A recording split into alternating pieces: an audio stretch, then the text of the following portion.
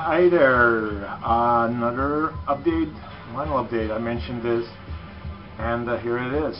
Um, some really cool stuff. Only a couple of things. First off,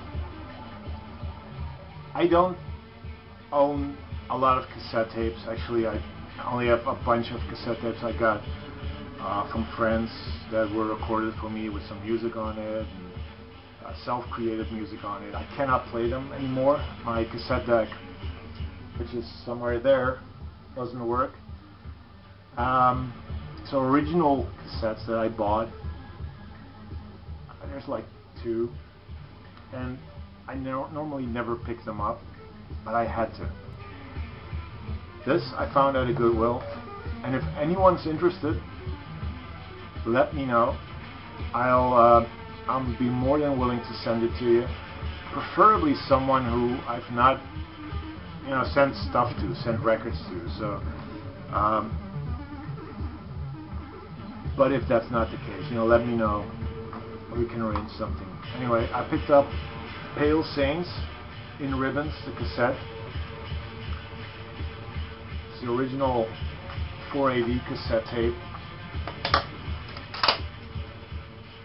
With some really nice artwork, and I just saw this and I had to pick it up. Since I cannot play it, I'm not bummed out.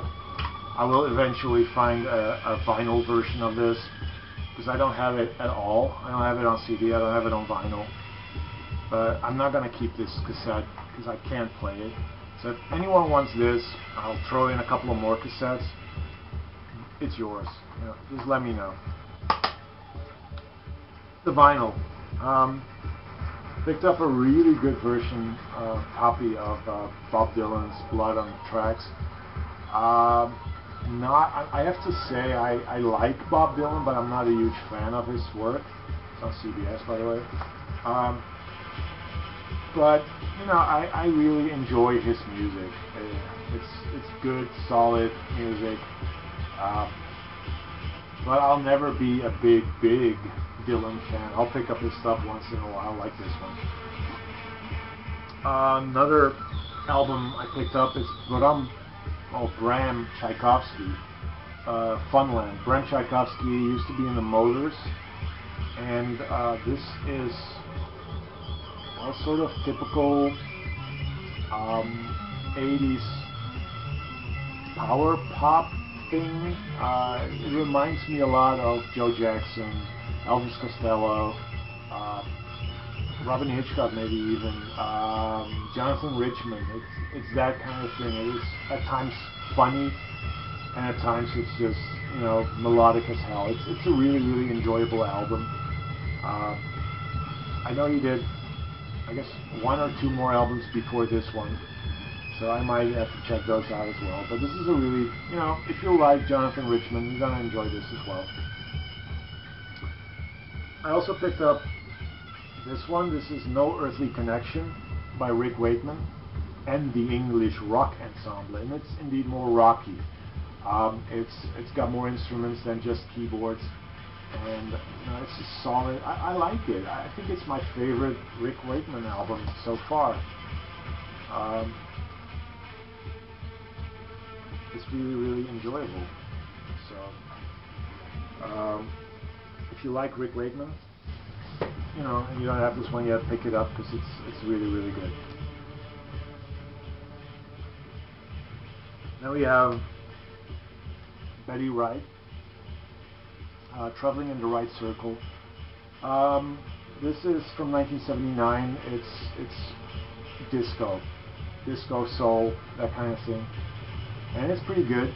I mean, her costume is outrageous, and that made me pick it up. I have a live album from 1978 by her, which is pretty good. But I really hope to find her early stuff someday. Got the original TK in her sleeve. Yeah, I really like this. It's a good album, even though I'm not that big on disco. Yeah, Betty Wright. This is the last album I still needed from Brazil, Sergio Mendes in Brazil '66.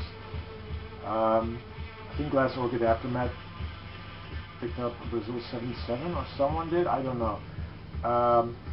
And they mentioned, that is kind of cheesy. Burt Bacharach. It was Big Star, by the way. Sorry. That is cheesy, and it's sort of, yeah, it is cheesy, but it's something I really enjoy. It's got that sunshine pop feel to it, and the covers they do are pretty good. Norwegian Wood, What the World Needs Now. It's just really, really good. It's on A&M. But I am going to look into the Brazil '77 stuff as well. So this is Brazil '66. Not a huge fan of the next band, but this is early work by them, and it's actually really enjoyable. Kid Creole and the Coconuts. This is Fresh Fruit in Foreign Places. It's on the ZE or Z label. Early Kid Creole was part of the whole no wave movement, and that's the reason why I picked it up. Maybe this was a little more weirder, more post-punky, but it's not. It doesn't have any of the hits, which I think is a good thing, because the hits, I can't stand them anymore. But this is a pretty good album. I don't know if I'm going to pursue Kid Creole anymore, but yeah, I'm happy that I have this. Then I have an album by The Members. This is called At the Chelsea Nightclub. It's got a monster punk track on it called The Sound of the Suburbs. I love that song. And it is at times punk, and at times it's new wave, and at times it's ska revival type music. It's a little all over the place, but it's a really decent album on Virgin. Good stuff. Good stuff. So that's The Members for you. Now on to the really, really nice stuff. First up, Memory Serves by Material. Material is, I have another album by them which I don't really like. That one's called One Down. But it's actually the project of Fred Frith, Bill Laswell, Fred Mayer, and I think Michael Beinhorn. I don't know how you pronounce his last name. They are a no-wave act that took inspiration from jazz, from funk, from punk, avant-garde music, and created something, their own, which is this. It's on celluloid.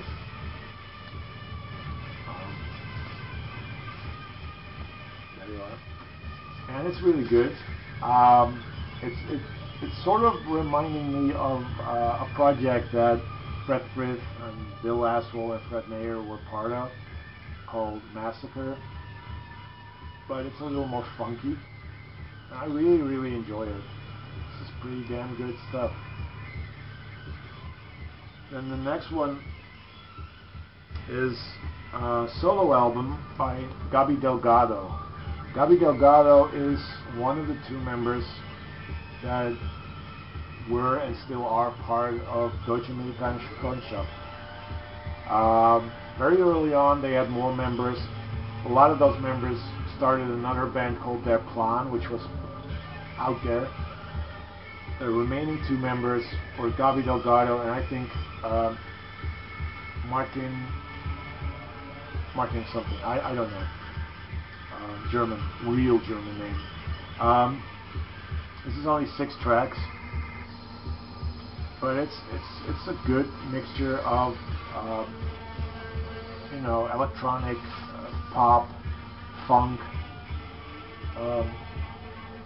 and the way he sang was mostly spoken. He doesn't really sing; he speaks it more. Solid debut album, I must say. This is from 1983, and I'm really glad I picked this up. And as you probably noticed, the last couple of videos I didn't have any music in the background. Not because I didn't want to, create problems with YouTube.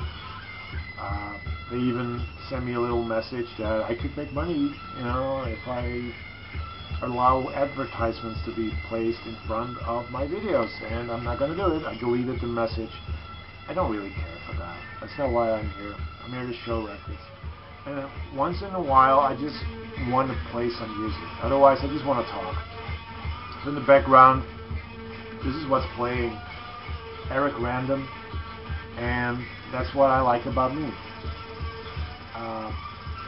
This, as you can hear, is very experimental electronica. It's a post-punk, not an album. It's an EP. It's 4 tracks, 4 friggin' long tracks. And this is actually the only 12-inch that he did under his own name. He did 2 more 7 inches. And then he started work on different projects. I think Eric Random and the Bedlamites is one of the bands he was in. But this is his work only. He does everything by himself. It's recorded in Sheffield, so I don't know if the guy is from Sheffield. If he is, that would place him in the same line as Cabaret Voltaire, which, if you hear it, it kind of does. But it's more of Cabaret Voltaire mixed with Robin Gristle, with little guitar screeches here and there. It's the kind of stuff I like from post-punk, and it's what makes me want to continue to look out for records like this. These were, by the way, all from Goodwill, ranging between $1 and €1 and €2. So it's dirt cheap. This one was €2. I'm really, really ecstatic about this. It's a great, great album, EP. I know that Vinyl Disorder is into this stuff. Derek is into this stuff. I don't know if you guys know anything more about Eric Random. If you do, let me know. But I'm really enjoying this. So that's my little update. Hope you guys enjoyed it. And I got a lot of videos planned between now and the 19th of November when I'm going to a record fair. A lot of videos, not really. I'm hoping to finally get my ass off this couch and pick out an album that would be perfect for the Post-Punk Pearls video that I really want to do, but I don't have any clue which one I'm going to pick. And I'm going to do a little video especially for Mark, Glass Orchid Aftermath. He asked me if I wanted to show some of my 60s records, and I will. So that's at least between now and Saturday the 19th, because then I will be going to a record fair. So that's it. Hope you guys enjoyed it, and peace.